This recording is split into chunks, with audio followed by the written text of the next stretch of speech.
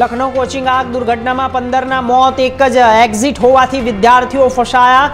Automatic gate લોક થતા સ્થિતિ વધુ ગંભીર બની.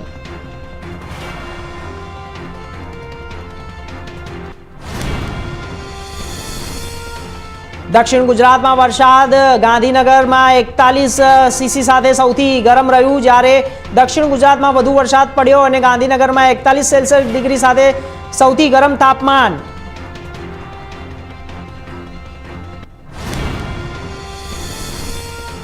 સુરત માટે આઈએમડીની સૌથી મોટી ચેતવણી. જ્યારે આઈએમડીની ચેતવણી આપવાની સાથે જ વાતાવરણમાં પલટો. સુરત માટે મોટી આઈએમડીની ચેતવણી આપવામાં આવી છે. રોડ રસ્તા ઉપર જ્યારે પાણી અને ભરાય નહીં તે માટે સારી વ્યવસ્થાઓ.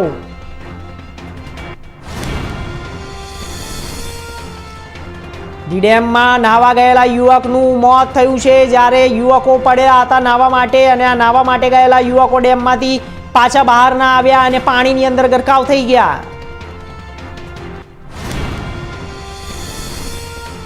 વાપીમાં 45 વિકાસ મુદ્દાઓ પર ચર્ચા થઈ. વિકાસના મુદ્દે ચર્ચાઓ. જ્યારે પેનલમાં બેઠકની અંદર તમામ લોકોએ આ કાર્યક્રમની અંદર ભાગ લીધો અને વાપીના 45 દિવસ વિકાસ મુદ્દાઓ પર ચર્ચા થશે.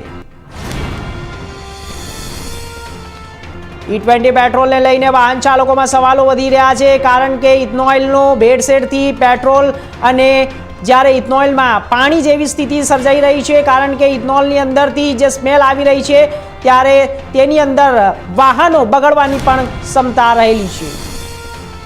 જૂનાગઢમાં ફોર્ચ્યુનર ચાલકનો આતંક સામે આવ્યો છે.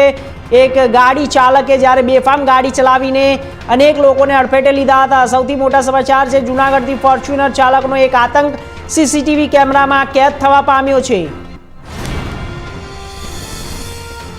એક પત્રકાર સહિત 3 લોકો સામે ફરિયાદ નોંધાવવામાં આવી છે. પત્રકાર સહિત 3 લોકોની ફરિયાદોને આધારે અત્યારે હાલ તપાસ ચાલી રહી છે. તાપીમાં એલસીબીએ ઘરફોડ ચોરીના આરોપીને ઝડપી પાડ્યો છે. ટૂંક જ સમયની અંદર આરોપી ઝડપાઈ ગયો છે. મોટી ચોરીને અંજામ આપી રહ્યો હતો અને આ સાથે તાપી એલસીબીએ ઘરફોડ ચોરીના આરોપીને ઝડપી પાડ્યો છે. સૌથી મોટી એલસીબી તાપીની સફળતા. રાજસ્થાનમાંથી અમીરગઢના કાકા ભત્રીજાનું મોત. હાઈવે ઉપર અકસ્માત, ગમખ્વાર અકસ્માત. અકસ્માતના પગલે જ્યારે લોકોની ભીડ જોવા મળી હતી રાજસ્થાનમાં, અમીરગઢની અંદર કાકા ભત્રીજાનું બાઇક ઉપર જતા મોત નીપજ્યું છે. અકસ્માત સર્જાયો છે અને ગમખ્વાર અકસ્માત સર્જાયો છે.